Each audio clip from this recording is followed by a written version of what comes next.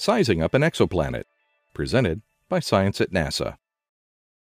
Barely 30 years ago, the only planets astronomers had found were located right here in our own solar system. The Milky Way is chock full of stars, millions of them similar to our own Sun, yet the tally of known worlds in other star systems was exactly zero. What a difference a few decades can make. As 2014 unfolds, astronomers have not only found more than 1,000 exoplanets circling distant suns, but they're also beginning to make precise measurements of them. The old void of ignorance about exoplanets is now being filled with data precise to the second decimal place.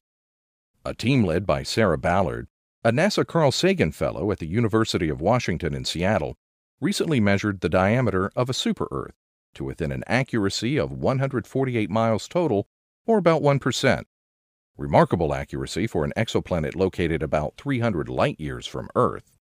It does indeed seem amazing, says Ballard. The landscape of exoplanet research has changed to an almost unrecognizable degree since I started graduate school in 2007. To size up the planet, named Kepler 93b, Ballard used data from NASA's Kepler and Spitzer space telescopes. First, Kepler discovered the planet. As seen from Earth, Kepler 93b passes directly in front of its parent star, causing the starlight to dim during transit.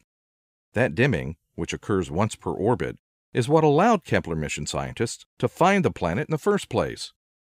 Next, both Spitzer and Kepler recorded multiple transits at visible and infrared wavelengths. Data from the observatories agreed. 93b was really a planet, and not some artifact of stellar variability. Ballard then knew that by looking carefully at the light curve, she could calculate the size of the planet relative to the star. At that point, the only missing piece was the diameter of the star itself. The precision with which we measure the size of the planet is linked directly to our measurement of the star, says Ballard, and we measure the star using a technique called astroseismology.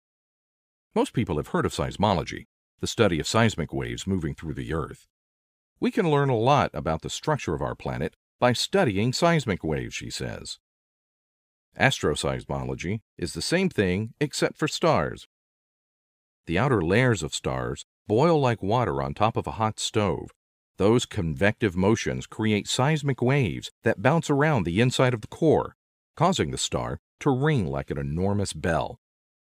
Kepler can detect that ringing, which reveals itself as fluctuations in a star's brightness. Ballard's colleague, University of Birmingham professor Bill Chaplin, led the astroseismic analysis for Kepler 93b. By analyzing the seismic modes of the star, he was able to deduce its radius and mass to an accuracy of 1%, she says.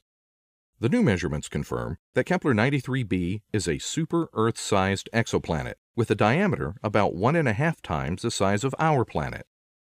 Previous measurements by the Keck Observatory in Hawaii had put Kepler 93b's mass at about 3.8 times that of Earth.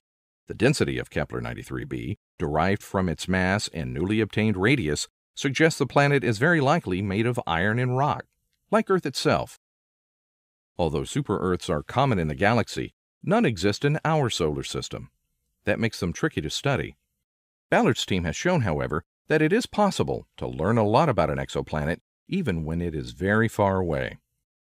For more news about the precise nature of planets, exo and otherwise, stay tuned to science.nasa.gov.